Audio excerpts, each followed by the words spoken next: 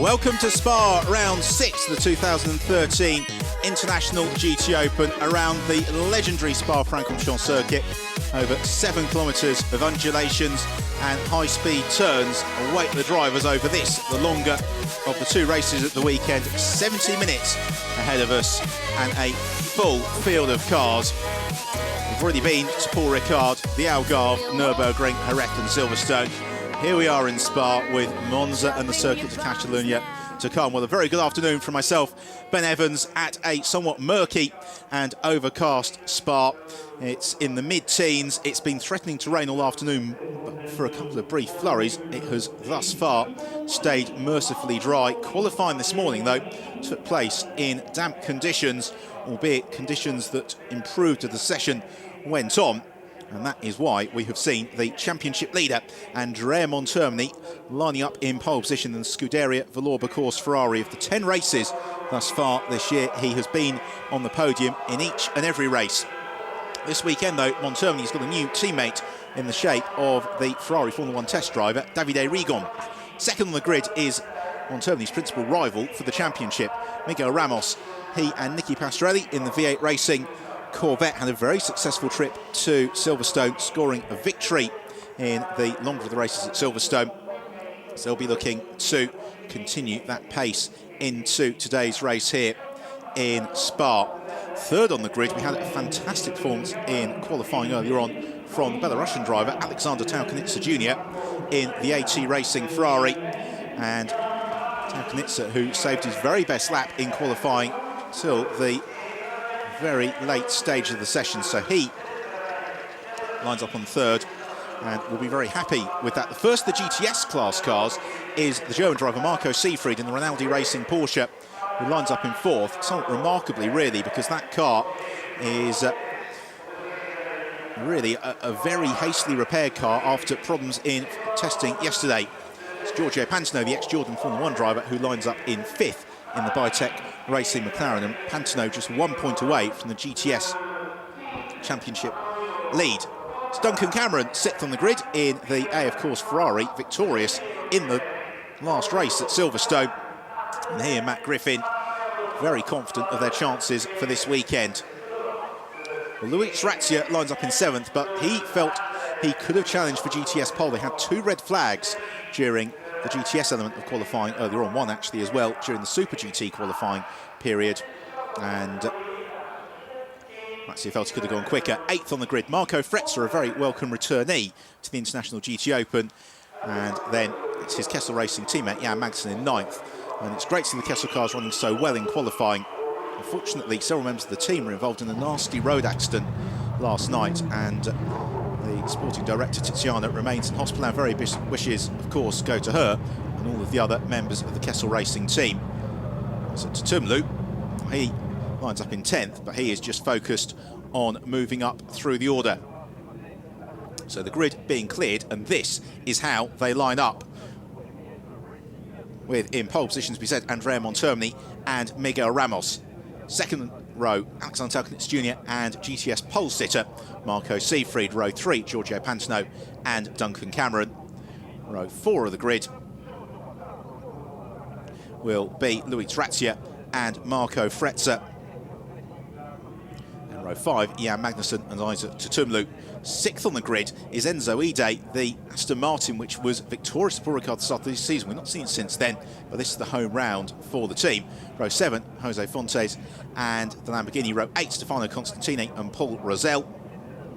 The 9th row, Vyacheslav Maliv and Miguel Toril in the Seyfarth Mercedes, the GTS class leader Toril. Row 10, Antonio Coimbra and Jackie Camp. Row 11, Freddie Kramer and Maurizio Fratti. Fratti, a newcomer to the GT Open in the Autolando Sport Porsche. Row 12, Max Volker and Tim Muller. And very back of the grid, Bert Longin and Rick Abresh in their Corvettes, both of which encountered all sorts of dramas in qualifying earlier on. But if you're new to the International GT Open, to explain very quickly, there are 2 classes. There is the Super GT class, which is for GT2 specification cars. The GTS class, which is for cars which are to GT3 specification. The races have a mandatory pit stop to come between 40 and 60% race distance, and that in this longer 70-minute race means between 28 minutes and 42 minutes of the overall race duration. The way that performance is equalised, and we'll explain this as the race goes on, is that there is a minimum pit stop time, which is 75 seconds, but then drivers that have finished in the podium in preceding races will then have cumulative time added as a pit stop penalty in terms of equalising the success, and that is why we'll see some of the cars as the race going on having slightly longer pit stops than others. All the cars run on a controlled compound Dunlop tyre. As we have a look at the new Mercedes, the sports new Mercedes SLS of Antonio Coimbra, Luis Silva. Newcomers to the championship this weekend, the Portuguese team, Portuguese drivers. But Mercedes SLS, as we have seen already this season in the hands of Miguel Torrell and Renger van der Zande, has been a very, very successful car. In terms of the overall championship at the moment is Andrea Montermini, who leads fairly emphatically in the standings. Second in the standings is his regular co-driver, Luca Filippi, but Luca Filippi is on GP commentary duties again this weekend. He's also, which you may have heard over the summer break, really establishing himself in the IndyCar series in America. It means that his place in the Vauxhall Course Ferrari is taken by Davide Rigon this weekend. So third in the championship, Nicky Pastorelli and Miguel Ramos. With then Duncan Cameron and Matt Griffin fourth in the standings and snapping on their heels. The GTS championship battle is equally tight, with Miguel Torrell in the Seyfarth Mercedes just a point clear of Rafael Suzuki and Giorgio Pantano in the Bitech McLaren. It is, of course, a rolling start into the International GT Open. They're beginning to form up now behind the pace car. Towards the end of this formation lap, the conditions significantly cooler, about half the temperature it was yesterday for testing, where the thermometer was nudging 30 degrees centigrade. It's dropped to something like 15 or 16 degrees centigrade today, which is good news for the teams because it means that the tyre management of those Dunlops will be that little bit easier to achieve. Huge field of cars as they're just beginning to all form up now as they come out of Blanchimont, and then they'll filter through the bus stop chicane before 70 minutes of racing for the International GT Open gets underway. This, the 11th race of the season.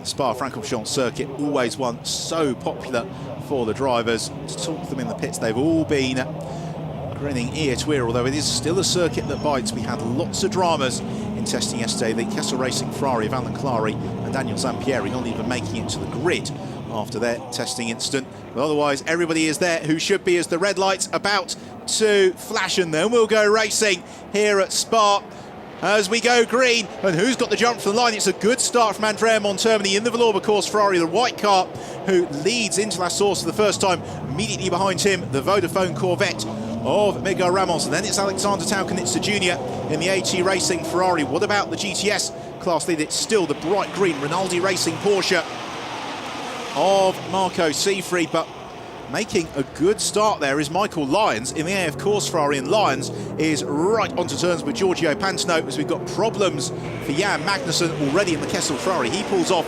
to the side of the road as Luis Razzia looks to gain ground and flashing his headlights.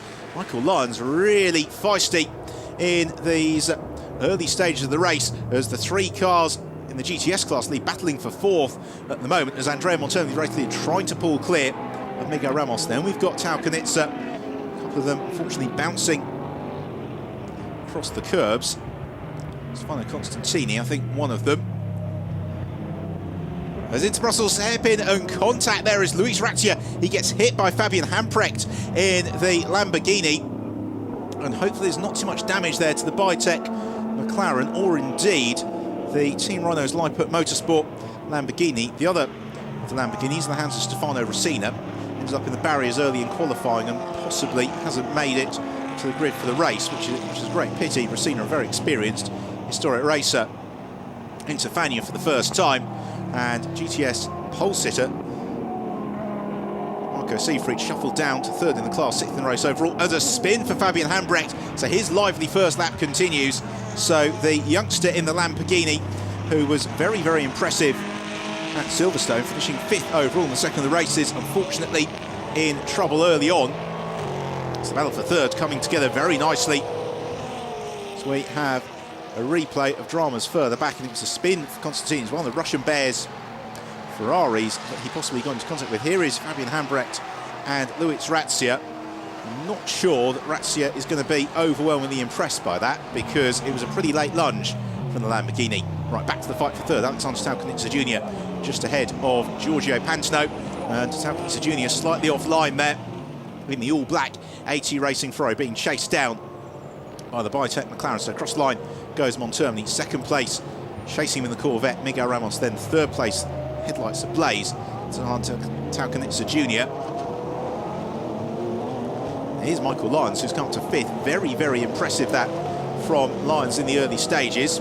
Enzo Ide having a slightly more sedate start in the GPR Racing Aston Martin. He has got Miguel Toril just ahead of him as the fight for third comes out of Eau Rouge and through Radiant, sprinting onto Kemmel Straight, and you would suspect that this is where the Super GT class Ferrari would just have the legs on Giorgio Pantano's McLaren, or maybe not. Pantano's in the mood and he's trying to find some space to the inside to challenge for third, and through just goes Giorgio Pantano. Lovely move that from Pantano. He takes third in the race and demotes Alexander Stalkanitsa Jr. to fourth, and immediately Stalkanitsa Jr. comes under pressure from Michael Lyons, flashing his headlights, and Lyons looking to try and make the move into the Bruxelles hairpin. No way through there. It's Lyons, by the way, in the red car with a white stripe down the centre, and then chasing him is Marco Seefried, still in the green Porsche. And it's not often that you can say of a driver, well, during the summer break he went off and won Formula 1 races. That's exactly what Michael Lyons did at the Silverstone Classic, also the Alton Park Gold Cup, because alongside his contemporary GT commitments, Lyons is a very, very effective historic racer and has been winning really all that has come before him in some of the large historic meetings in the UK throughout July and August. So he's looking to try and latch in onto the tail of Alexander Stalkanitsa Jr., who is the car a little bit sideways. There is Marco Seefried in the Rinaldi Porsche. Remarkable, really, that Porsche's on the grid, and that was the problem for Jan Magnussen, with a cut tyre on the Kessel Ferrari. While Seefried trying to close in on to Lyons, who is applying the pressure to Stalkanitsa Jr., who runs a little bit wide on the exit of Blanchimont. And Michael Lyons really keen to get through here. He clearly feels that he's got the pace to match Giorgio Pantano. And Lyons frustrated after qualifying with very good reason, because he had just set the best first sector of anybody in the qualifying period when the second red flag came out. Didn't get the opportunity to do that he wanted to. He clearly feels he's got a quick car underneath him this weekend. So he somewhat superfluously flashes his headlights Alexander Stalkanitsa Jr. Pretty sure that Stalkanitsa knows he's there, but it means that he's being backed into the Rinaldi Porsche of Marco Seefried and then Marco Fretzer in the Kessel Racing Ferrari. So the three Ferraris and the Porsche head through Eau Rouge. Now, was that a problem there for Seefried? A little bit of white smoke midway through Eau Rouge. Now, maybe that was just some bodywork rubbing against the tyre.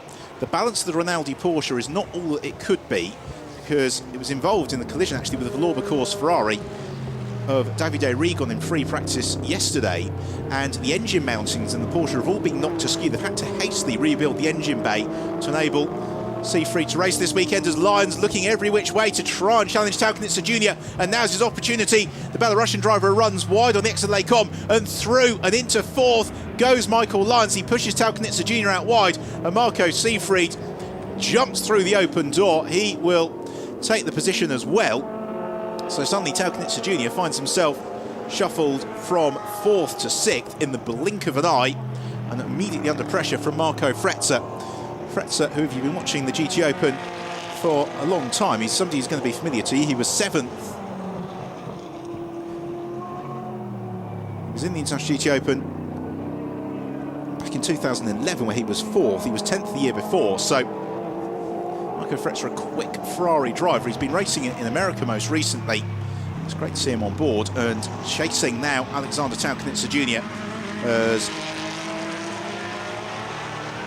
through Campus Turn and beginning to think about the long run back to the pits. Michael Lyons trying to pull clear of Marco Seefried. Their real target is Giorgio Pantano, but you can see how far up the road Giorgio Pantano has gone, and the gap that he's been able to open out over the past couple of laps. Let's have another look at this move. It all started when Les Combes when Taukenitz Jr. missed the apex, ran out wide. That gave Lyons the opportunity to challenge. Now it's the turn of another of the GTS Ferraris. This time Marco Fretzer, the bright red car, the white roof, in pursuit of Taukenitz Jr. And they have got Luis Razzia not too far back either. Just a quick flash of the headlights from Marco Fretzer. Taukenitz Jr. though is going to stick to his guns. He is of course racing the position, so he's got absolutely no compunction to get out of the way. And frustrating as it may be for Marco Fretzer, he's going to have to work pretty hard to make this pass, because it took Lyons, the car that was evidently a little bit quicker, the best part of 2 laps to get through. All the while though, Andrea Montermini leads the way, leads it fairly comfortably over Miguel Ramos. Here you can see down the Kemmel Straight, Montermini's advantage, the best part of 5 seconds, then Ramos being hassled by Giorgio Pantano. All the while, Michael Lyons thinking about trying to close in on them as Fretzer contemplates the move on Alexander Taukenitz Jr., who misses his braking point at Le Gomme again. 2nd lap in a row, shoots across the curbs. And has he allowed Fretzer through? Yes, he has. And immediately his mirrors fill once more, this time with Luis Razzia in the 2nd of the Bitech McLarens. So just when one threat gets past Alexander Taukenitz Jr., he's got another car immediately in his wing mirrors, and what he would most like to do is just get his head down, get into a rhythm. We're still in the early stage of the race. Another look at it. Flat spots the tyres on the brakes on the way in, bumps across the curbs, then plants the right foot, but by then it's too late. Marco Fretzer's got momentum and goes through from another angle. Doesn't look any more fun really for Alexander Taukenitz Jr. It's a tiny mistake. Successfully punished there is Johnny Larson, sitting on the pit wall, watching for the progress of Jan Magnussen as he attempts to come up through the order. Good battle going on the world just behind. This is for 9th place. It's Duncan Cameron in the AF Course Ferrari, just clear of the Auto Orlando Sport Porsche. That is Isaac Tutumlu. And then Enzo Ide in the GPR Racing Aston Martin, the yellow and white car that was so effective at Paul Ricard all the way back in April, where it was a 1st and a 2nd place for Maxime Soulet, and Enzo Ide gave them the early championship lead. But this is only the 2nd time that we've seen them, but the GPR team saying in the press this week that they really see this outing at Spa and possibly then Monza and Barcelona a precursor to a full campaign as Tutumlu loses patience with Duncan Cameron, tries to go for the move into the bus stop chicane. All gets a little bit assertive and more assertive again as Duncan Cameron repays the favour on Tutumlu. Enzo Ide probably can't believe his luck here, because he's been able to pass Tutumlu with no issues whatsoever. He's immediately onto terms with Duncan Cameron. And that was a move maybe born of frustration there from Isaac Tutumlu. He knew that he needed to get past Duncan Cameron if he was going to get into contention with some of the other GTS class runners to challenge for the class podium. He chanced his arm and Cameron shut the door and then reiterated the point. So here we see, looking to the inside, Tutumlu. Cameron turns into the corner, by which time Tutumlu is committed. And there is an argument that I'm sure Tutumlu would make that would say, well, there's a long way alongside, well before the corner, as Enzo Ide takes the place away from Duncan Cameron. So that is 9th place now for the Aston Martin. 10 minutes into the race, it's still Andrea Montermini who leads by 6 seconds now from Miguel Ramos, with then Giorgio Pantano in 3rd, leading the GTS class from Michael Lyons, 2nd in class, and Marco Seefried in the Rinaldi Porsche, who is 3rd in the class. But Enzo Ide and Maxime Soulet, you wouldn't bet against them. Another factor to watch here is it is getting increasingly grey out on the far side of the circuit. It's a large circuit layout here at Spa. Not only is it a lengthy circuit, but the far side of the circuit is the best part of 3 or so kilometres away from the pit complex, and it means it's eminently possible for it to be raining on one side of the circuit but not the other, and that can make things increasingly tricky. So still Luis Razzia bottled up behind Alexander Taukenitz Jr. all the while. Now they're going to have to concern themselves with a hard charging Enzo Ide. Meanwhile, back to the fight for 4th and 5th as the Valour Course Ferrari of the race leader Andrea Montermini turns through the final chicane, accelerates on to complete his 5th lap of the race. And this is exactly what Montermini needs to do, because as a result of not finishing off the podium in any of the races thus far this year, he's carrying the maximum pit stop penalty time of additional 45 seconds. The man chasing him, Miguel Ramos, is due to spend 15 seconds less in the pits. He's got an extra 30 seconds onto his time, but it means that for Andrea Montermini to give Davide Rigon any real chance of winning this race, he needs to be something like 15 seconds clear of Miguel Ramos by the time the pit window opens, and that is why Montermini has gone out so quickly in the early stage of the race. In terms of the GTS battle, well, this is the fight for second in the class, and actually they're losing ground all the while. It's Giorgio Pantano. There is Pantano, who is staying on the coattails of Miguel Ramos, the former Jordan Formula 1 racer, also IndyCar competitor Giorgio Pantano. Then we've got Michael Lyons, yeah, of course, Ferrari, the bright green Porsche of Siegfried, and then the red Kessel Racing Ferrari of Marco Fretzer. And after the trauma for the team last night with that road accident, it'd be, I think, a very, very popular podium finish for the entire paddock if the Kessel Ferrari, or one of the Kessel Ferraris, can get on to the rostrum here at Spa. There is Vadim Kogai, the teammate of Marco Siegfried. Watching intently, they've had a fairly difficult induction to International GT Open racing, the Rinaldi Racing team. They first appeared at the Portimao round, where a mechanical failure pitched Siegfried into a very, very scary accident in the early stage of the race. But since then, the team have really got their head down, developed the car excellently, and Siegfried was a real star in the first of the races at Silverstone that we had in July, right at the front of the GTS class in that race, and again running up in the podium positions today. Fight for seventh continues between Alexander Taukanitsa Jr. and Luis Razia. Razia, who of course came within a hair's breadth of being in Formula 1 this year, he was signed and ready to race for the Marussia team, got badly let down by our sponsor at the last minute. It's regrouped, coming to the National GT Open, and immediately been towards the front of the field. Another lap completed for Andrea Montermini. Fight for second in the GTS class. Still, Michael Lyons able to withstand the pressure from Marco Siegfried. So across the line goes Ramos, who's now 8.6 seconds back from Andrea Montermini, and we are still 13.5 minutes away from the pit window opening. So this is beginning to look quite good for the Lorber Course Ferrari team. I think everybody knows the wild card is possibly the car we're watching now. Certainly the car in front of him, which is Duncan Cameron. And there, of course, Ferrari, because Cameron's co-driver, Matt Griffin, former single-seater contemporary of Lewis Hamilton, very, very quick driver is Matt Griffin. He, like many of the competitors this weekend, were out in Brazil last weekend with the World Endurance Championship, but such is the lifestyle of a top-level international GT racer, they have very quickly headed home. In some instances, no more than for a couple of hours before coming to Spa this weekend. And the driver of the calibre of Griffin immediately to the front of the field. So Michael Lyons still second in class, as problem there for one of the Russian Bears Ferraris, whose engine would appear to have expired somewhat expensively. It would suspect that's probably Paul Rosell in the 63 car. So frustration for the Russian Bears team.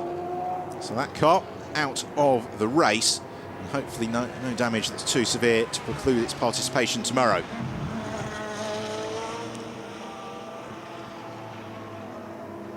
And more dramas for the Ombra Ferrari, and that would suggest possibly, well, we've seen the Russian Bears Ferrari pulled off the road. Now, is that fluid that's been dropped by the Ferrari? I suspect it is. You could see something trailing out from the back of the SMP Russian Bears Ferrari, shared by Paul Rosell and Roman Mavlanov. So frustration for them, but possibly it has made Blanchimont a little bit treacherous. We're about to find out how treacherous, because the leaders are approaching that section of the circuit now. Here they come, turning into Blanchimont. We saw some of those immediately on the scene being caught out and running a little bit wide. Is that going to be the case? They see the slippery surface, like, my goodness me, you can see the trail of fluid right on the apex through Blanchimont, and that's going to make things very, very tricky for these drivers the remainder of the race, because that amount of fluid is not going to be the work of a moment to disappear. These big GT cars generally clear standing water and fluid fairly quickly just by the sheer downforce they generate, but even so, that's a lot of fluid that's been left on the road. At least forewarned is forearmed, and therefore they know where the fluid is, they know how to respond to it. What it has served to do, though, is bring the battle for 7th, 8th and 9th very much closer together. It's still Tao Knitzer Jr., the black Ferrari, head of this train, with then Luis Razzia and Enzo Ide closing in, climbing up out of Radignoc and along the Kemmel Straight, lights ablaze on the GPR Aston Martin. It's all coming together very nicely. The gaps really aren't opening up too much on the Spa circuit. Absolutely perfect for these GT cars. So although Tao Knitzer Jr., Razzia and Ide are locked in this battle, Marco Frezza in the Kessel Ferrari not too far up the road, as you can see there, and then Marco Seefried in turn. He's not got too much of a buffer, so this sets us up perfectly for the second half of the race. By the time they've all been through the pit stops, it's going to open up to be very, very tight. Luis Razzia, though, in the Bitec McLaren, just missing a beat possibly there with the Bruxelles hairpin. Now, is that possibly because it's a little bit slippery?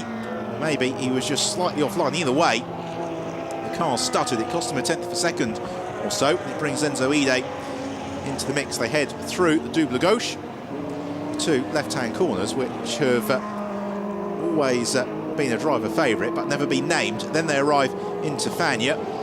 Luis Razzia, he's rather caught between the devil and the deep blue sea here, because on one hand, he really wants to attack Tao Knitzer Jr. and then try and race himself into contention for the GTS podium. On the other hand, he's got the very, very quick car of Enzo Ide sitting in just behind him. You can see how quickly Ide has brought that gap down. Tao Knitzer Jr. just running out a little bit wide over the curbs. He's going to have to be careful here, because our timing screen's race control is repeatedly tagging drivers for not obeying the track limit. So Andrea Montermini reels off his 8th lap of the race, almost 20 minutes into it, and it is the Villorba Course Ferrari of number 3, Andrea Montermini, who leads the way. Second place is the V8 Racing Corvette in the hands of Miguel Ramos. 11 seconds back now is Miguel Ramos. Third place is the Bitec McLaren of Giorgio Pantano, and then in 4th place is Michael Lyons, second in the GTS class in the AF Course Ferrari, and 5th is the Rinaldi Racing Porsche of Marco Seefried. Andrea Montermini accelerating along the Kemmel Straight, and Montermini has had really just the most fantastic season thus far, and he's putting together the sort of performances week in, week out, which demonstrate why he has been at the very top of the international motorsport tree for getting on for the best part of a couple of decades. Because don't forget, he was a Formula 1 driver with the 40 team Pacific Simtech as well. He also raced in IndyCar before making the transition to GT racing. But in his Formula 3000 days, where he really was something of a rising star, he's also a Ferrari Formula 1 test driver. So there's Miguel Ramos in second, Giorgio Pantano in third, leading his class. But seeing that class lead just gently being eroded at the moment by Michael Lyons. This a steady and restrained performance thus far from the Portuguese driver Miguel Ramos. He and Nicky Pastorelli have had 3 wins already this season, but they've also had a couple of races where things are not gone according to plan, including last time out at Silverstone. They also had a pretty wretched trip to Paul Ricard at the start of the year, where the Corvette just did not get on with the damp conditions. What that means is that Ramos and Pastorelli have given up an awful lot more ground to Andrea Montermini in the championship than they would have liked. It's very, very unlikely that Andrea Montermini could win the championship this weekend, but it is mathematically possible, because he needs to be 89 points clear of Pastorelli and Ramos by the end of the weekend. Really, to achieve that, it would require misfortune from the Corvette in both races. Of course, of the trip to Spa, I don't think that's looking too likely at the moment, as we are beginning to get to the stage where the teams will start to just begin to think about the pit window opening. Opens 40% race distance. That means when there's 42 minutes left on the race clock, the pit window is going to be open for 14 minutes. So they've got 6 or so minutes with which to prepare themselves, but because of the length of the lap here at Spa, it's just a fraction under 2.5 minutes, then they'll begin to think about when they'll be calling their drivers in fairly rapidly. The battle for second in GTS is coming together very nicely, though, because Marco Seefried is still in pursuit of Michael Lyons as the pair of them turn through the source. There is Seefried just gently turning the wheel through the source, then plunging downhill past the the old pit complex here at Spa before they arrive into the compression just at the bottom of Eau Rouge. And then one of the most famous sequences in world motorsport, up over the crest of Eau Rouge, out of Radion. It's absolutely breathtaking before they shoot along the Kemmel Straight. And it's the best part of 1,100 metres from the exit of Eau Rouge down towards the end of the Kemmel Straight. Really great opportunity for the drivers to plant their right foot, to just see what the cars could do in the straight line and then slow it down for this sequence at Les Combes. Good scrap going on a little bit lower down the field. Jan Magnussen looking to try and pick his way up through the order. He's in pursuit of one of the safe fast Mercedes. Now, is that just a case of unlapping himself? Let's see if we can catch the number. Yes, it is, because that's Miguel Toril, and Toril currently lying 12th in the race. Yeah, Magnussen trying to recover after the early punches, so they're not battling for position, but Jan Magnussen, same time, be keen to get through, get his head down and charge as best he can on up through the order. It's a good opportunity to check the GTS classification, so it is Pantano who leads the way from Lyons, Siegfried, Fretzer, Razzia, Hanide. Wherever you look in this field, there are good battles going on. There's Jose Pedro Fontes, he's just clear of Bert Longin, and then Stefano Constantini in the Ombra Ferrari as well. And the Mercedes, it's possibly in the wars just a little bit. Very, very attractively prepared cars, those Sports and New Mercedes SLSs. Longin, though, looking to try and pick his way through, can't quite do it. Fontes able to hold his ground. Fontes, the Mercedes driver, experienced GT racer, second in last year's Portuguese GT Championship. But Longin, who didn't really get much running in qualifying this morning due to being caught out by the conditions, so he is recovering up through the field, trying to give his co-driver, Diedrich Schitthoff, the best possible opportunity of getting that car onto the Super GT podium, if not the overall race podium. He needs to find a way past the Mercedes. Meanwhile, Marco Fretzer has got Alexander Taukanitsa Jr. coming back at him now as they come through Eau Rouge, and whereas a few moments ago Luis Razzi was on the tail of Taukanitsa Jr., he is now fully occupied by Enzo Ide, and this is a very, very lively race, isn't it? Wherever you look, there are cars running in groups, all looking to try and overtake each other.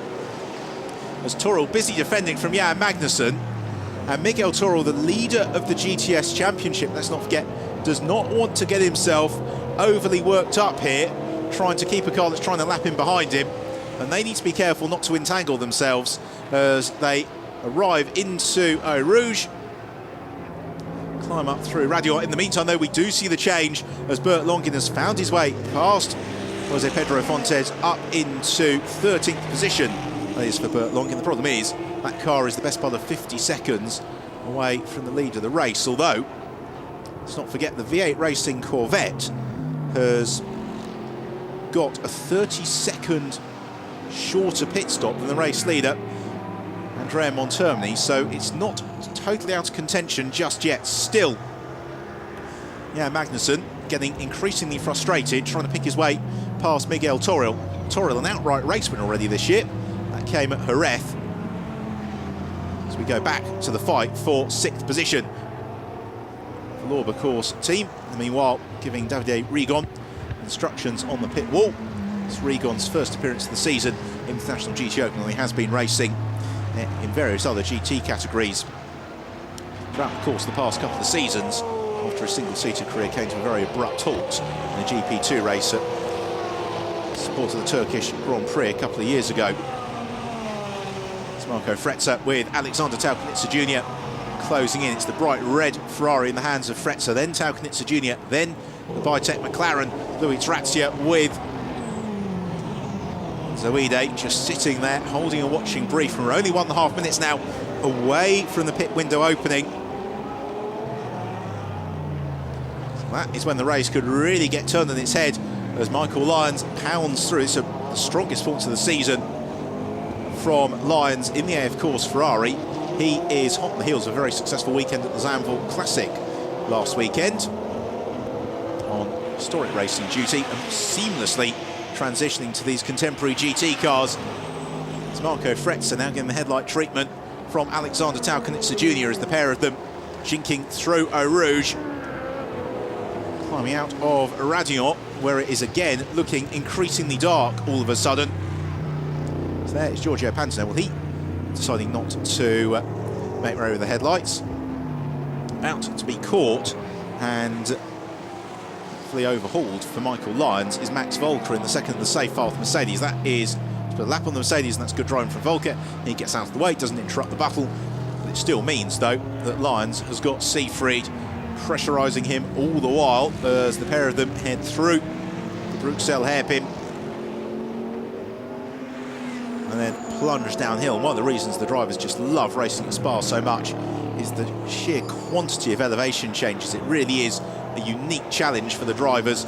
It's one that suits the all-round stability of the Ferrari, but also the inherent mechanical grip of the Porsche. The Biotech McLaren's been getting better and better as the season's gone on, but now Lyons under real pressure from Marco Siegfried, who's beginning to unleash his pace. Seeing what he can do, as the pit window is going to be open in a few moments' time. As Siegfried beginning to, for the first time, really pressurise Michael Lyons, trying to see what he's made of, trying to see if he can force Lyons into an error. They could, at the end of this lap, come into the pits and make their mandatory driver change. Suspect that Marco Siegfried will go fairly deeply into this window because he's a little bit quicker than co-pilot Vadim Kogai. Michael Lyons, I'd imagine, will also try and come in as deep into the window as he can because he seems to be enjoying himself thoroughly. Will probably have to be prized from the Ferrari to hand it over to Matteo Beretta. Out of Blanchimont and into the braking zone for the final chicane. This is the point at which we'll find out whether or not either of them going into the pits. Not on this occasion. A replay of a drama for Andrea Montermini, pushing just a little bit too hard into the final chicane, but it has been very successful because he is leading the race now by 18.8 seconds, and as we watch the replay, into the pit lane has come Miguel Ramos from second position. So Ramos is in, and it's Nicky Pastorelli, the former Champ Car racer, the former star of the FIA GT1 Championship, who takes over from him. Also in is Duncan Cameron to hand over to Matt Griffin. And Matt Griffin, when he's in the mood, is really something to behold. So there, of course, team poised and ready. Door open, Cameron out, and Griffin in. Now, in terms of the pit stop handicaps, well, it's 15 seconds on top of the 75-second mandatory minimum for Cameron and Griffin. It's 30 seconds for Ramos and Pastorelli. It's 45 seconds for Montermini and Rigon. So now, second in the race is Giorgio Pantano, leading the GTS class. And Giorgio Pantano, he and co-driver Rafael Suzuki, just a point away from the GTS Championship lead. And the way the race is currently poised, they can maintain this pace in the second half of the race, could potentially be taking over the lead of that GTS Championship at the end of today's race. Although, of course, there are still 5 races to go, so it would be far from settled for now, though. The Biotech McLaren looking very good in the hands of Giorgio Pantano, and he and his Biotech teammates have worked so hard this year to develop the car, because at Paul Ricard it did appear to be a little bit of a handful, particularly in the wet weather. But with experienced drivers doing so much development work during the race weekend, they've not done much testing, the Biotech team, but during the race weekend, the data, the experience of the drivers means that they really are very, very happy now with the dry setup on that car. Another lap reeled off by Andrea Montermini. So across the line accelerates Montermini. This completes lap 13 of the race. We have got just under 40 minutes remaining.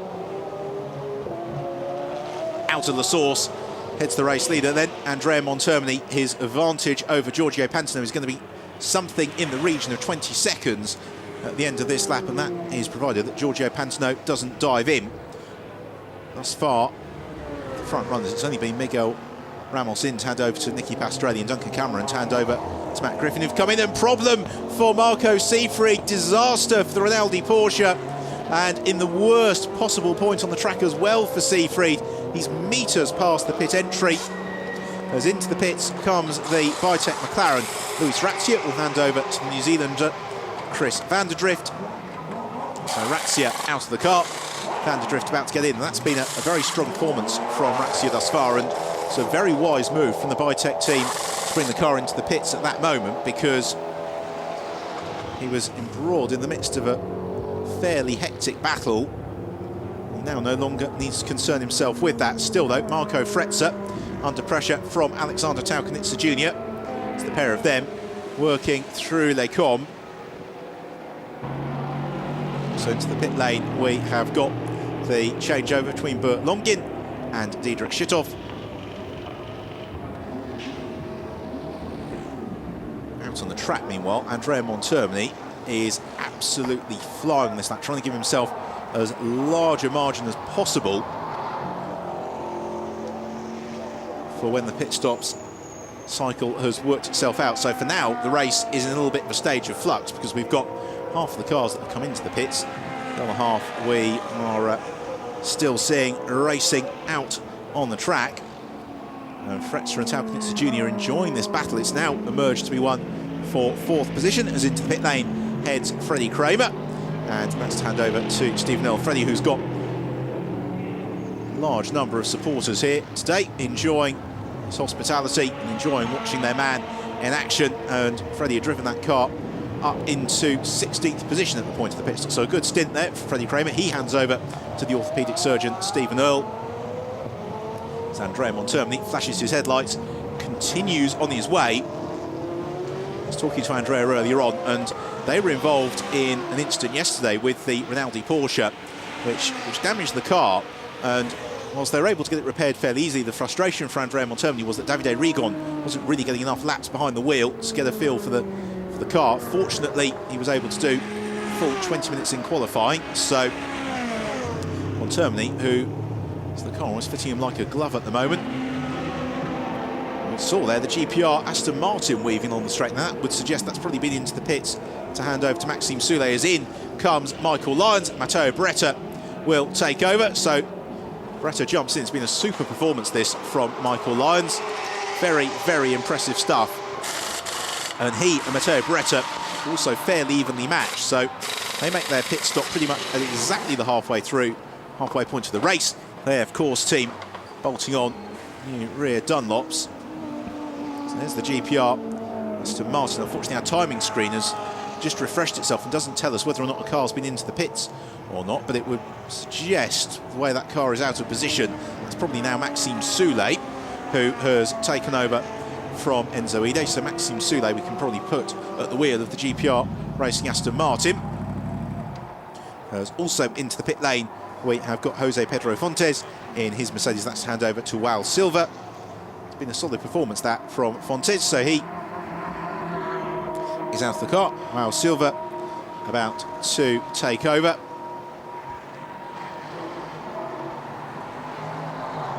Nice control pit stop this from the Sport and News squad. As we hit the halfway point of the race, Andrea Montermini still leads the way as he has done ever since the lights flashed to green. The big question is what sort of advantage he's going to have over Nicky Pastorelli and Matt Griffin once the pit stops have worked themselves out, because with the pit stop handicaps and the advantage that Montermini had, I think Davide Rigon should emerge in the lead of the race after the pit window has cycled itself through. But it's going to be a fairly close run thing. Now the flashed headlights there from Montermini would suggest that he probably got the word from the Valour course team on that occasion via the pit wall or via the radio saying, right, end of this lap, it's time to come in for the driver change. Hand over to Davide Rigon. For now though, Montermini continues on his way onto his 16th lap of the race. It's still in second position, Giorgio Pantano. There is Pantano, 23 seconds now back in the Ditec Racing McLaren. He is going to hand over to Raphael Suzuki, and they don't have any pit stop handicap time. So after the pit window has worked itself through, it's most likely going to be this car in the hands of the Brazilian Raphael Suzuki, which will be emerging in the lead of the race. So Giorgio Pantano has driven absolutely perfectly. He leads the GTS class, second in the race overall at the moment, with then Marco Fretzer next along. It's going to be so a pretty close run thing whether or not the Kessel Ferrari of Marco Fretzer, which will then be driven by Lorenzo Bontempelli, comes out second in the race overall. There's Joel Camathius in the Ombra Racing Ferrari, and he is just clear of the Rick Abresh Wolf Nathan Corvette, in the hands now of Wolf Nathan, very, very similarly liveried to the Ramos car. Now, just wonder... Yes, it had gone off. I saw that it suddenly had a big expanse of empty track behind, and that's why the Corvette of Wolf Nathan into the tyre wall. And the rear of the car completely crumpled. The lights switched off. You can see the driver moving around in the cockpit, so he would appear to be okay. And let's hope that that doesn't bring out the safety car, because the car has gone off midway through Les Combes, which is a section of the circuit. There isn't really all that much in the way of runoff area right at the edge of the circuit. That's why the car has come to an abrupt halt, but it also means that it might not be the work of a moment to recover. There we see it. Slightly unusual. It seems as if he's probably spun across the track on the exit of Les Combes and has just reverse parked into the barrier. Fortunately not too heavy an impact. All the while, very disappointing. Another lap then, reeled off by Montermini, so he is continuing his way. There's 4 minutes left in the pit window. And so he will have to come in at the end of this lap, because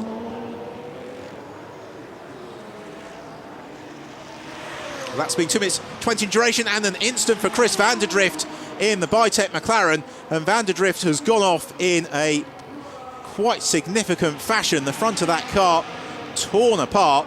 You can see van der Drift moving in the cockpit, and very pleased to see the door being opened, but that is a very nasty accident for Chris van der Drift in the Bitec McLaren. Now, couldn't quite see from that angle where the car had gone off. It looked suspiciously like the top of Eau Rouge to me. We will see shortly. Andrea Montermini having to back right off as the recovery work ongoing on Wolf Nathan's car.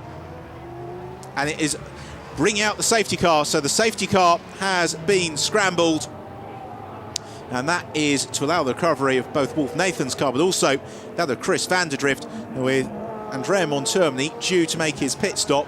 Then this is going to change what was already a dynamic race and turn it completely on its head.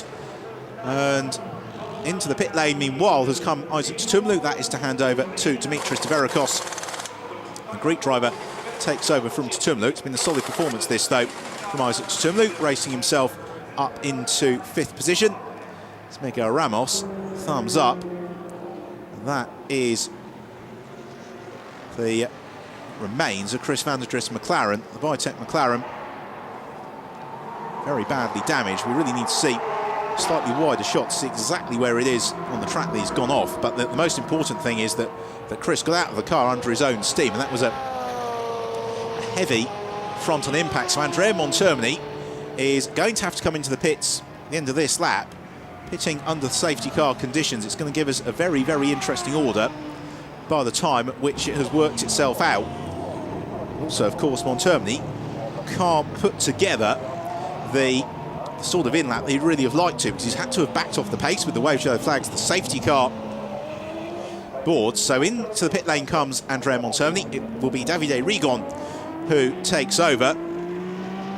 Just under 30 minutes of the race remain here at Spa, and suddenly the drama really kicking in.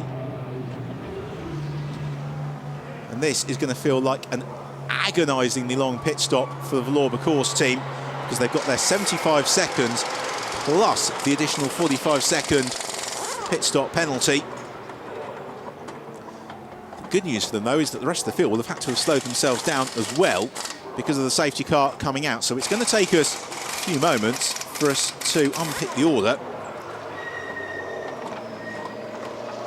Also into the pit lane, of course, will have to come Giorgio Pantano, and it was the top of Eau Rouge where van der Drift went off, and that is not the sort of accident you want to be having too often. The marshal's getting to work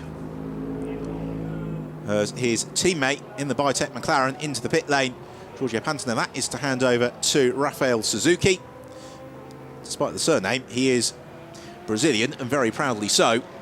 So he gets strapped in after a super performance there by Giorgio Pantano. So effectively, they race each other in the pits. The safety car then has picked up Maxime Soulet and Johnny Larson in the Kessel Ferrari. So this is going to be a slightly strange few moments here at Spa, because the race leader, whom the safety car would normally pick up, had to make a mandatory pit stop, as did the car in second position. And also, car in third as well, in the form of Alexander Taukanitsa Jr. So it's all going to take a few moments to unwind here. Fortunately, the marshal's doing a very good job of recovering Van der Drift's car. There's Montermini. He has driven absolutely superbly. He watches the timing screen with anxiety to see whether or not he's been the winner or the loser of the safety car shuffle. There's Alexander Taukanitsa Sr. waiting for his son to bring the car in, which he as yet has not done. So it is Maxime Soulet then at the head of the car, head of the queue behind the safety car. Then we've got Johnny Larsson in the Kessel Ferrari, which is a lap down regardless. Then Diederik Schittoff, and there is Alexander Taukanitsa Jr. So Taukanitsa Jr. missed the call to come for the safety car. Davide Rigon has emerged from the pit, so Rigon is out on track, going past the recovery work on going at Eau Rouge as Van der Drift's car is loaded onto the flatbed. So Davide Rigon, according to the timing screen, should be in the lead of the race. It's going to be probably at the end of this lap when we get an indication as to the overall order, but this is going to take a couple of moments to sort itself out, because if Rigon is in the lead of the race, essentially for true parity to be achieved, then this queue of cars behind the safety car will need to be released to come round to the back of the queue. The wildcard and all that, of course, is Alexander Taukanitsa Jr., who's as yet not made his pit stop. And yes, Montermini is, or rather Davide Rigon is lead the race, because just coming past my commentary position was the Corvette of Nicky Pastorelli and the AF Course Ferrari of Matt Griffin. So they are running behind the Villorba Course Ferrari. Of course, that gap will close down to absolutely nothing whilst they continue to circulate behind the safety car. All the while, though, the race clock ticks onwards, and it's a little bit of a shame, really, because we had a race perfectly poised to have a thrilling second half as the pit stops all unwound themselves. As it is, the safety car has interrupted proceedings, hopefully for not too long, and even so, I think we are going to be in for an absolutely thrilling finale. So the safety car comes across the line.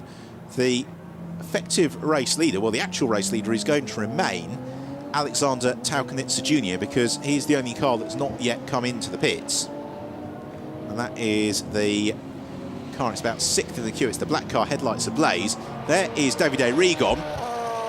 Windscreen wipers on the go, which would suggest it's also starting to possibly rain a little bit as well on the far side of the circuit. It's also just beginning to spot with rain as well on the start and finish straight. There's just a couple of drops of rain beginning to land on the commentary box window. So Spa can always be relied upon to give us plenty of drama, and today is proving to be absolutely no different in this, the sixth round of the 2013 International GT Open.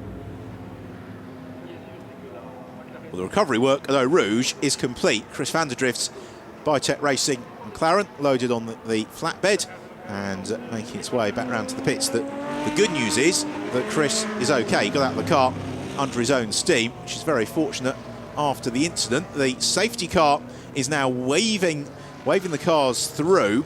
So the safety car is waving them all through to make sure that he picks up the race leader. But this, well, this is a little bit messy because Alexander Taukanitsa Jr. has not made his pit stop. He is the race leader, and so those in the queue behind might feel a little bit frustrated. So here is the race leader, Alexander Taukanitsa Jr. He's the race leader by dint of not having made his pit stop yet. All of the other cars in the field have been into the pits, so the field are going to line up behind. At the end of this lap, we will get a sense as to the true race order. Queue of the behind the safety car out on the very far side of the circuit. There's still a number of cars currently coming past the commentary box on the start and finish straight. So through the Bruxelles hairpin leads the safety car train. Hopefully this is going to be the last lap behind the safety car. The recovery work, to all intents and purposes, would appear to be complete. And yes, there at the back of the queue, you can see the McLaren with the yellow bonnet. That's Rafael Suzuki. So he is essentially the race leader, or will be the race leader, once the pit stop has been completed for Alexander Salkanitsa Jr. And then the next car in behind him, that is Davide Rigon in the Valour Course Ferrari. So essentially, after all the pit stops, he has emerged into second position.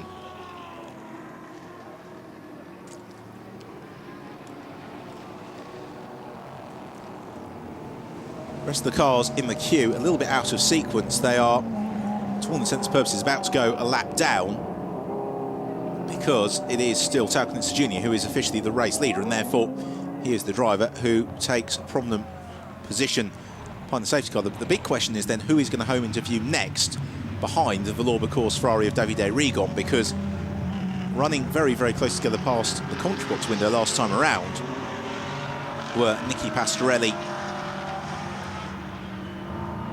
and Matt Griffin, and so provided they can get onto the tail of Rigon fairly rapidly, then we should be in for an absolutely thrilling climax to the race. All the while, of course, the clock continues to tick downwards into the pit lane.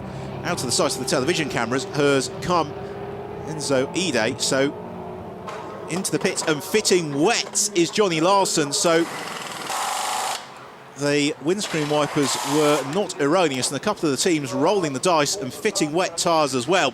So not only have we got this pause with the safety car, not only do we have a jumbled order, but we've now also got the question about whether or not wet tyres are the order of the day. And certainly you can see into the braking zone now, the bus stop chicane, just a little bit of sheen of surface water, suggesting it's going to get very slippery.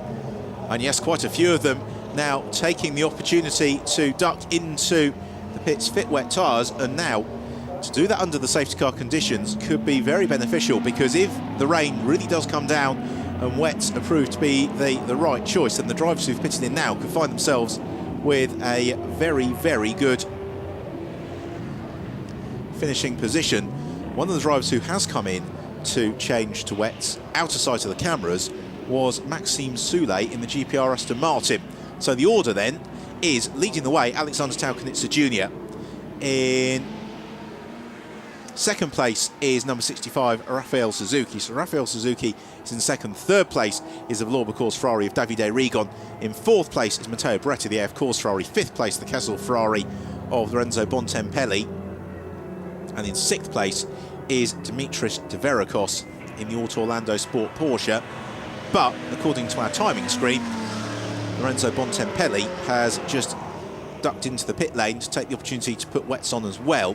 And then next along, and there is Dimitris Deveracos in the Auto Orlando Sport Porsche. So he is going for wets, and it is starting to get very, very damp in the pit lane. So the safety car continues to circulate. We've got 20 minutes to go. We're going to have a combination of cars on wet and dry tyres.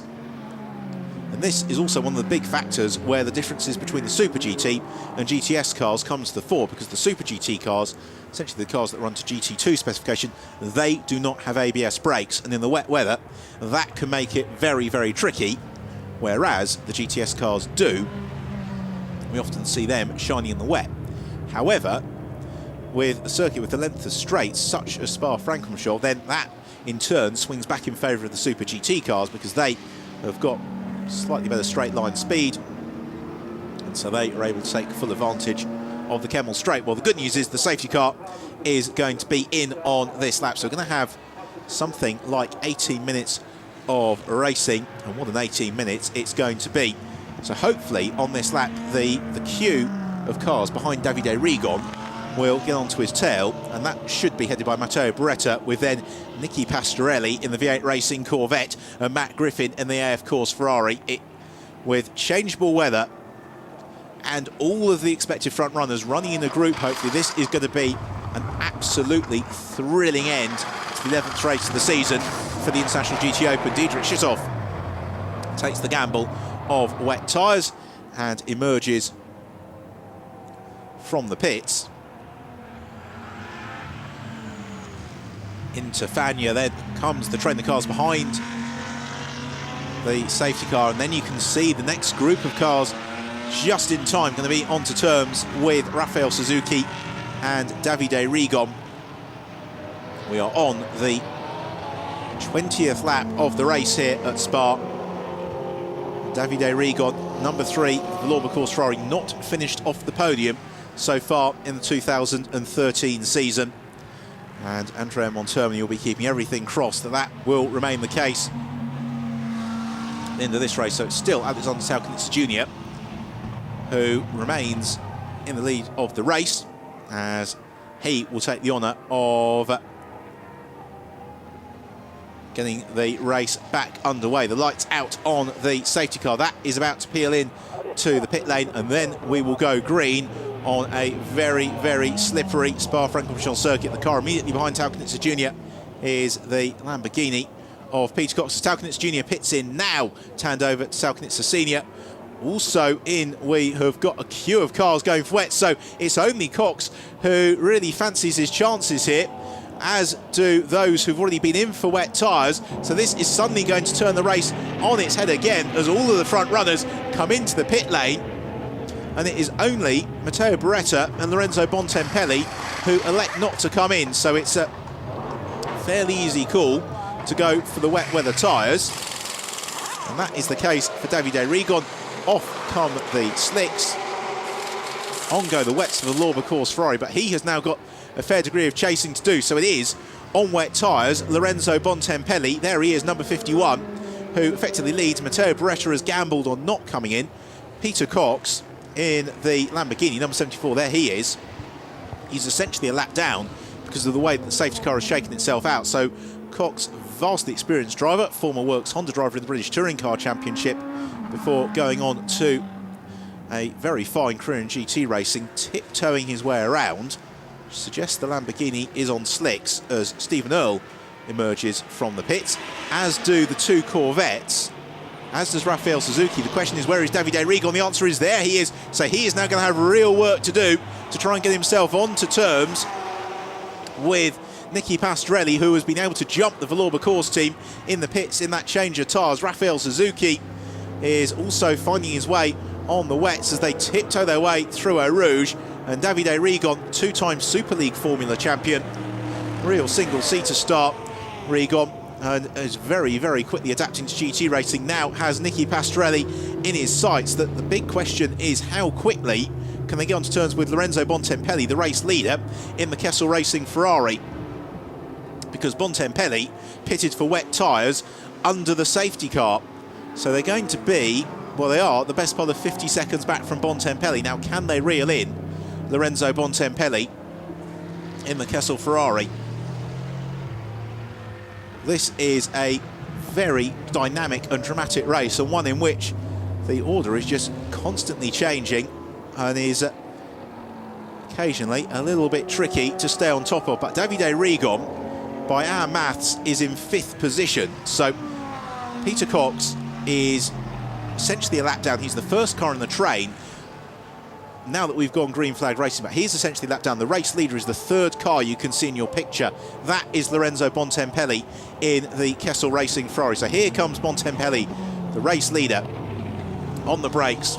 Former GTS champion in the International GT Open, Lorenzo Bontempelli, as he picks his way past Danny Wertmann, essentially to put a lap onto Wertmann. So across the line and completing lap 21 is Lorenzo Bontempelli.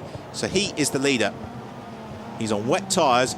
He made the gamble of going for wets behind the safety car. He gets the car stopped just in time for the source, unlike Wertmann. Matteo Beretta, who was 2nd behind Bontempelli on slicks, so I suspect he will come into the pits on this occasion.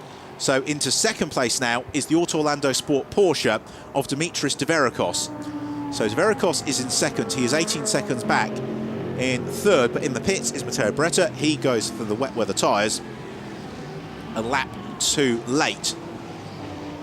So as he powers along Kemmel Straight, the race leader, Lorenzo Bontempelli, I've got one eye out of the commentary box window as across the line now goes Nicky Pastorelli, 43.8 seconds behind Lorenzo Bontempelli. He's got just under 14 minutes with which to try and reel in the Kessel Racing Ferrari.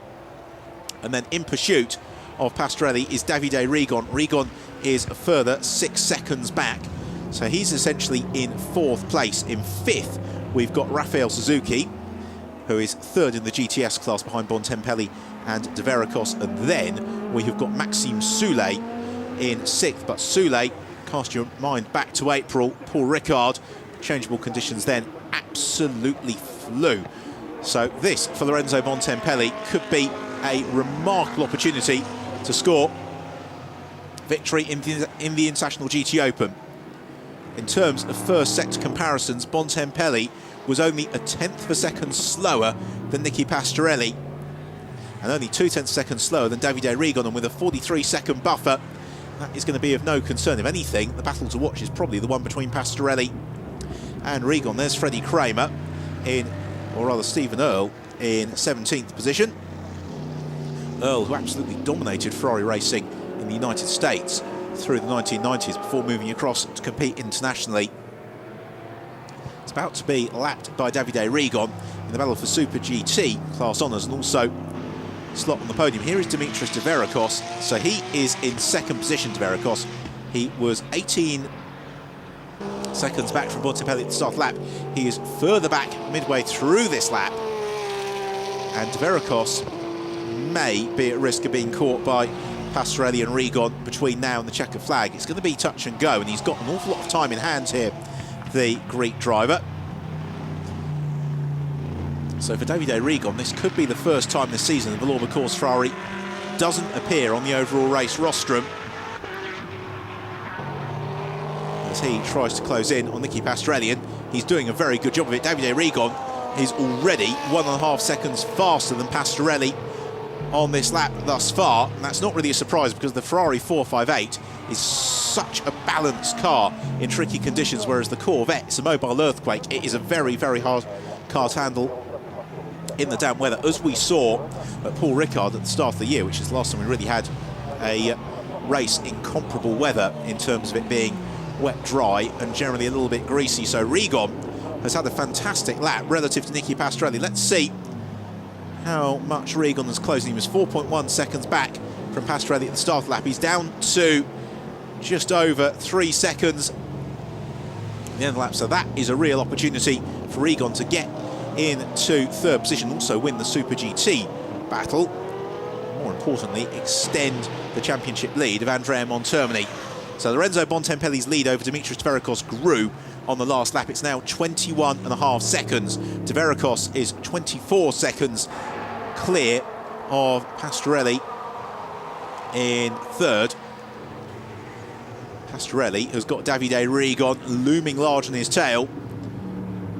Lights ablaze on the Villorba Course Ferrari. The same goes to the V8 Racing Corvette. 2.8 seconds it was the start of the lap. It's down to 2.4 seconds midway through, as the track looking increasingly treacherous, but this is all very, very good news for Lorenzo Bontempelli, Marco Frezza and the Kessel Racing team. They are looking well set for Kessel Racing's first victory of the season, their first win since Philip Petra and Michael Brozanitsky stood atop the rostrum last season. And given the dramas and misfortune that have befallen the team this weekend, then what a way to repay the effort of all the mechanics, all of the crew, many of whom were involved in the accident last night, back into the paddock this morning, getting on with all the work that needed to be done today. And Lorenzo Bontempelli, by making the right call with when to make the switch to wet tyres, is now in a golden position to score his first victory of the season. It's the brakes into the final chicane. This to complete 23 laps, but more importantly, it's an eye towards the race clock. We've got 9.25 minutes remaining, which might be far too long for Nicky Pastorelli. He's got Davide Rigon all over his tail, so Rigon really looking to apply the pressure to Nicky Pastorelli. Andrea Montermini watches on anxiously as Rigon looks to make the move, and that's very, very brave stuff from Davide Rigon as they sprint towards Bonchimont, but Rigon is through. He takes third position away from Pastorelli, so the Villorba Course Ferrari moves into third. Looks as if it's going to continue that amazing podium streak for the Villorba Course squad and Montermini. The question is now, what can Davide Rigon do about Dimitris Deveracos? Because last time through he was 4 seconds quicker than the Auto Orlando Sport Porsche. We have another look at it, and Pastorelli, yes, just out onto the white line, spinning up the wheel ever so slightly, and the more delicate power delivery of the Ferrari 458 enough to spring clear of the Corvette. Still nervous times though, because we have got on the timing screen the notification of a 1 lap penalty being added to car number 3. So Davide Rigon is getting a 1 lap penalty added to his race result at the end of the race. And I suspect that's for pitting under the safety car. The same going for Raffaele Suzuki and Giorgio Pantano. So the 2 cars that pitted under the safety car, the Villorba Course Ferrari and the Bitec McLaren, they both pitted behind the safety car. And that contravenes regulations. It gives them a 1 lap penalty. And it means that unfortunately Davide Rigon, although he's 3rd on the road essentially, is actually racing for, in reality, 13th position. So huge disappointment for the Villorba Course team, just as it was looking so good. The penalties have been applied, and so that then re-promotes Nicky Pastorelli back into 3rd. All the while though, Lorenzo Bontempelli is going to complete the lap with something like 6.5 minutes left on the clock. It means there will be 3 more laps remaining in the race. Bontempelli, who had a very nasty accident here at Spa last year in the Spa 24 Hours, where he was fortunate to escape from an inverted Kessel Racing Ferrari, has had a season of mixed fortunes this year. He and Nicola Di Marco have been on the pace more often than not. They've been caught out a couple of times in other people's incidents, but a couple of incidents of their own making. Di Marco not here this weekend. Marco Frezza behind the wheel. The car from the outset has been very competitive within the GTS class, but I don't think they would have ever really expected to be challenging for overall race victory. But now Bontempelli is just 3 laps away from the win, and if he manages his pace and the team tell him to back off sufficiently, he can even make it 2 laps, such as the margin he's got over Dimitris Tverikos. So here comes Tverikos, spinning up the Auto Orlando Sport Porsche as he accelerates out of the final chicane. Across line he comes, 27.5 seconds back is Dimitris Tverikos, but he has got sufficient advantage over Pastorelli on second. Delight for Isaac Tutumlu, so he is looking very, very likely to be 2nd in the race, 2nd in the GTS class as well as a consequence. Accelerating out of Eau Rouge and through Radion, and this is when on the pit wall you start to get very, very nervous indeed, because these are treacherous conditions. When you've been the first driver, your work is done. You're just hoping that your teammate doesn't make a mistake. You hope nothing goes wrong with the car. At the moment, Dimitris Tverikos doing exactly what he needs to do. The great driver, experienced GT racer in both International GT Open, also FIA GT3 as well. Lorenzo Bontempelli, likewise, as we said, former GTS champion, going back a couple of years.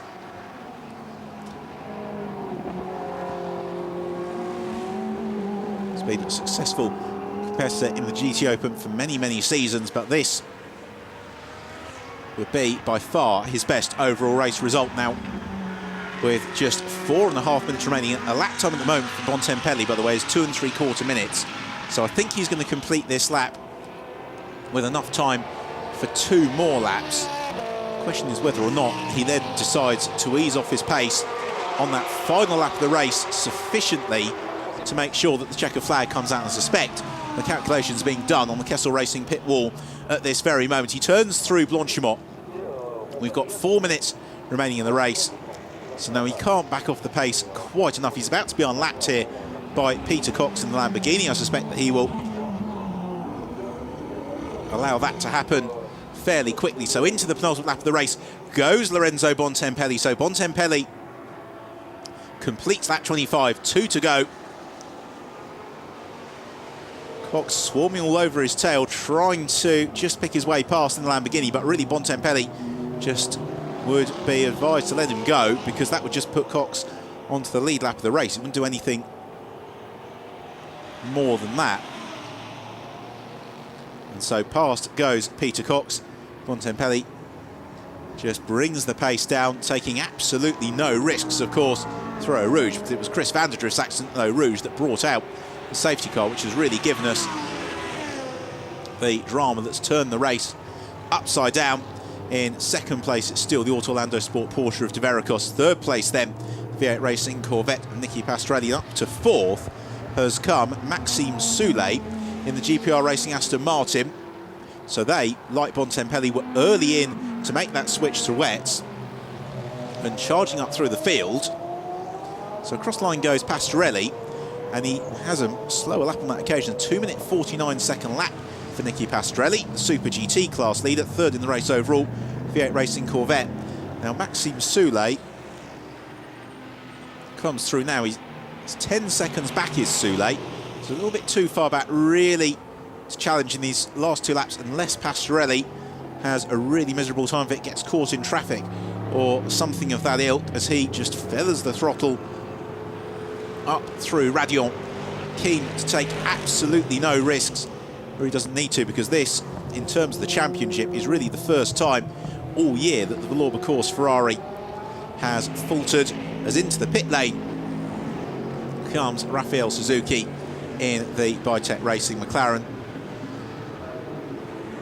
and that is looking like it's going to be parked in the garage with the lap penalty. No opportunity for them to score points. And also Renger van der Zande, who is their principal rival for the GTS Championship, sharing with Miguel Torrens, also not really in particularly significant points paying position either. So Lorenzo Bontempelli heading on towards Blanchimont once more. This would be a very, very popular victory, provided all goes well on the last lap of the race. Bontempelli turning through Blanchimont.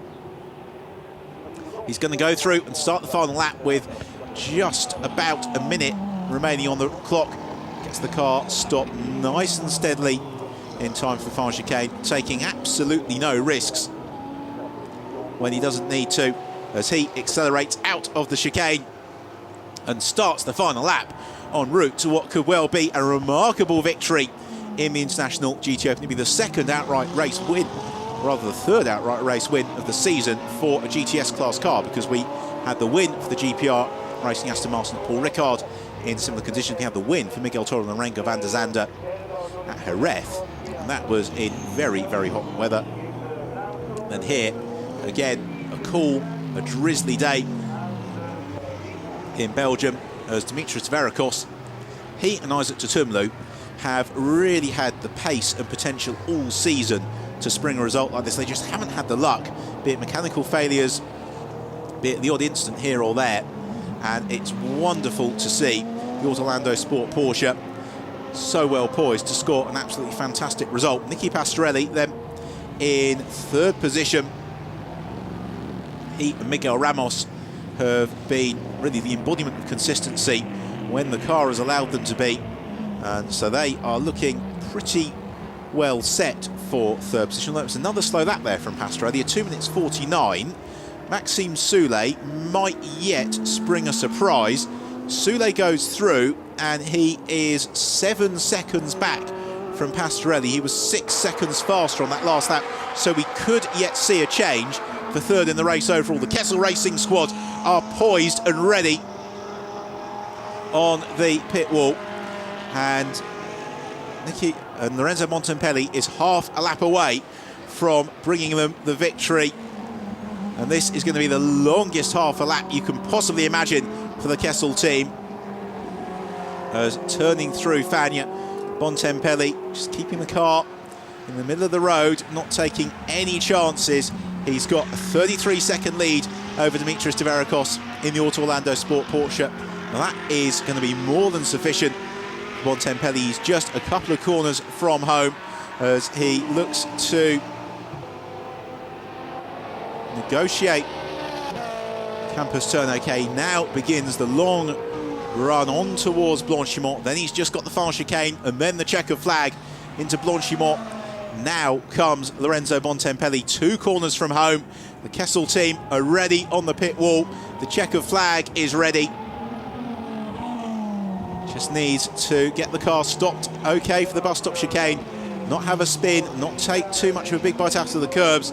and Bontempelli does that perfectly.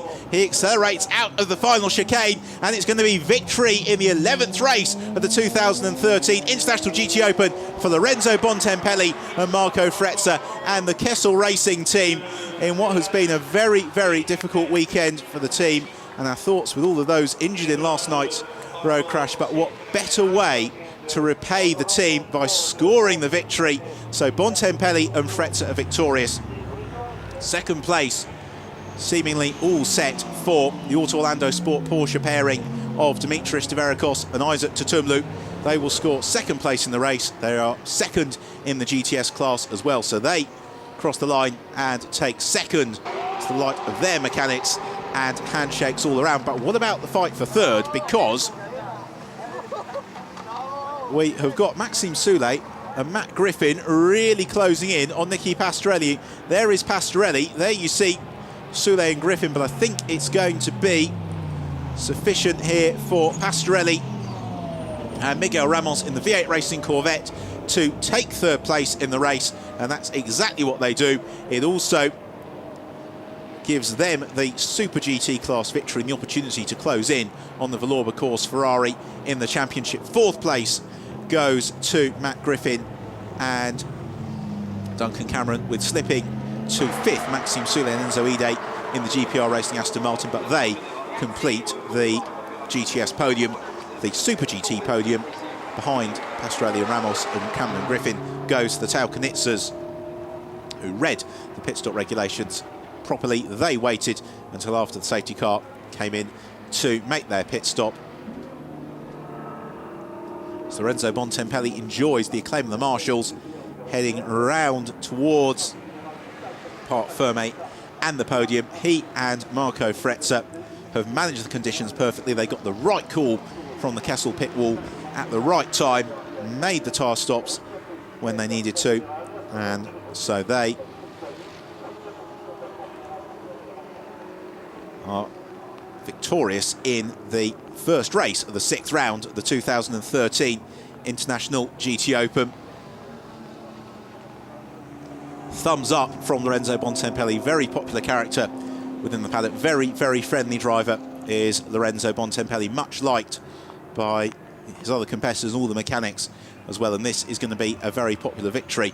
And let's not forget the contribution from Marco Frezza as well. He drove superbly in the early stages, kept the car right in the mix in that very, very keenly contested GTS class battle. And on his return to the International GT Open, he didn't race last season. He raced with considerable success though in 2010, 2011, straight back in and with a very successful result. So the win for Lorenzo Bontempelli and Marco Frezza. Second place for Isaac Tutumlu and Dimitris Tverakos. Third place for Miguel Ramos and Nicky Pastorelli. Fourth place Duncan Cameron and Matt Griffin. Fifth place and third in the GTS class for Maxime Soulet and Enzo Ide. Sixth and third in Super GTs for the Taucanitzers. Seventh, Matteo Beretta and Michael Lyons. Eighth, good drive for Stefano Constantini and Joel Mathias. Diedrich Schitthoff and Bert Longin in ninth. Miguel Toro and Rengo van der Zande complete the top 10. Andrea Montermini and Davide Regan with that lap penalty finish in 14th, but they have the consolation of Andrea Montermini setting the fastest lap of the race. It was a race of drama and excitement. The accident for Chris van der Drift up at Eau Rouge, bringing out the safety car period. Now what celebrations are we going to see now in Parc Fermé as Bontempelli hops out, thumbs up, hug with Marco Frezza, and a very, very happy Lorenzo Bontempelli, about to be swamped by the Kessel Racing mechanics. Second place as well. This will be a day of real celebration for the Auto Orlando Sport Porsche team. Dimitris Tverakos and Isaac Tutumlu getting the result that they really have deserved throughout the course of the season. Handshakes all around from them. And then for Nicky Pastorelli and Miguel Ramos, the chance to take some points away from Andrea Montermini. It closes the championship up slightly, not a huge amount. It means that Montermini most likely is going to have to wait until Monza, not Barcelona, to wrap up the championship. We still have 5 races to go in the 2013 International GT Open. The next of those you'll be able to watch live through the GT Open website tomorrow. The race getting underway at 12:10 local time. Our coverage will start 10 minutes or so before then. Ronnie Kessel joins in with the photos and celebrations. Nicky Pastorelli prizes himself out of the Corvette. And here Miguel Ramos really managing the conditions perfectly. The Corvette is not an easy car to handle in this weather. So what does that all do to the championship? Well, Montermini still leads the way, but he's now just 39 points clear of Pastorelli and Ramos, with Cameron and Griffin still there or thereabouts in 4th. And Miguel Toro remains leader of the GTS class after the dramas for Pantano and Suzuki. So let's have a look at what was a very dramatic race, which got underway on a dry track with Andrea Montermini bursting into the early advantage as he embarked on the normal stormy drive we now come to expect, as he built up a very, very significant advantage over Miguel Ramos in the early stages. Further back, it got pretty frenetic, some great scrapping going on amongst the GTS runners, not least Luis Razzia, you could count on to be right in the thick of the action. That super pass on Duncan Cameron. Michael Lyons was arguably the star of the first half of the race. He really rocketed around in the AF Course Ferrari, one of his drives of the season. Freddie Kramer also putting in one of his strongest performances of the year at a circuit that he very much enjoys. Isaac Tumlu as well in the thick of the action in the early stages of the race as he raced his way up through the pack. But then the race turns its head, a safety car period late in the pit window for this nasty accident for Chris Vanderdrift, which brought out the safety car. Andrea Montermini pitting in behind the safety car in contravention of regulations and getting a lap penalty for Davide Rigon. Didn't stop Rigon charging that move on Nicky Pastorelli. Spectacular, but unfortunately, as he made that move, word came to us that he was going to get a lapse penalty. After the pits, it was Lorenzo Bontempelli who emerged in the lead. He made the call at the right moment to switch to wet tyres, and he and Marco Frezza and the Kessel Racing team scoring their first victory of the season. A fantastic drive, an all-round team performance. So on to the rostrum then. In 3rd place, Miguel Ramos and Nicky Pastorelli. 2nd place, Dimitris Verikos and Isaac Tumlu, and a delighted Lorenzo Bontempelli and Marco Frezza claiming the win in the Kessel Racing Ferrari. It's Kessel Racing, of course, the winning team.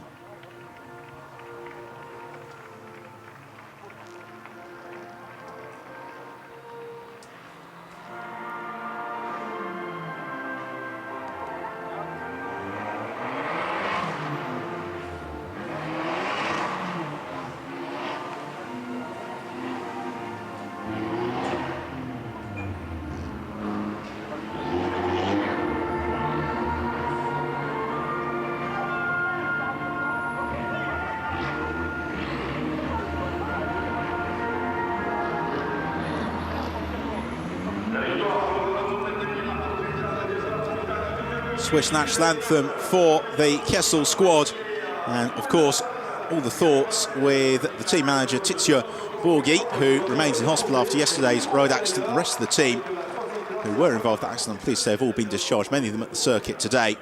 Emotional weekend for the Kessel team and a fantastic victory for the squad. So celebrations beginning on the podium, the presentation of the trophies for Marco Frezza and Lorenzo Bontempelli. They are the winners here at a damp and treacherous Spa. Kessel Racing, the winning team. The applause of the pit lane. And now the presentation's complete. Time to celebrate on the rostrum with the champagne to Tumlu and De Verikos absolutely dousing Marco Frezza and Lorenzo Bontempelli. Well, for all of Frezza's pace in the race, he's clearly a little bit out of practice with the champagne cork.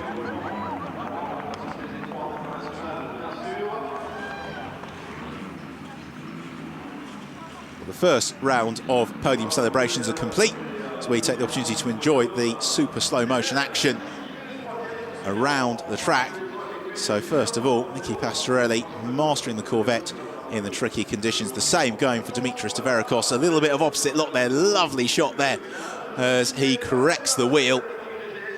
For Lorenzo Bontempelli, though, he just made the wet weather seem as if it was no obstacle whatsoever. Perfectly controlling the conditions, and the Swiss driver for the Swiss team scoring the victory. So on to the GTS podium in third place, Maxime Soulet and Enzo Ide. Second place, Isaac Tutumlu and Dimitris Diverikos. And then the winners of the GTS class, of course, the winners of the race overall, Lorenzo Bontempelli and Marco Frezza. The winning team, of course, Kessel Racing.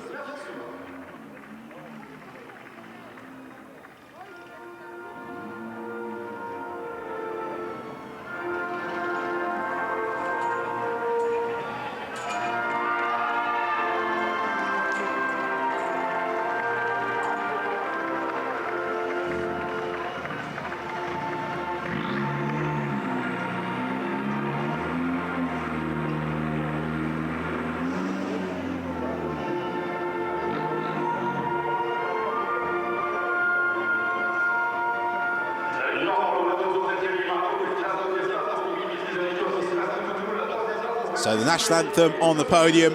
The Kessel team celebrate as the presentation of the GTS trophies. Another way, so for Soulet and Ide, a super performance in the GPR Racing Aston Martin. Diverikos and Tutumlu, the result, their pace all year has deserved. And Kessel Racing, Marco Frezza and Lorenzo Bontempelli, the perfect race. They master the conditions, they mastered the traffic around them, and they score fantastic win in the International GT Open here at Spa.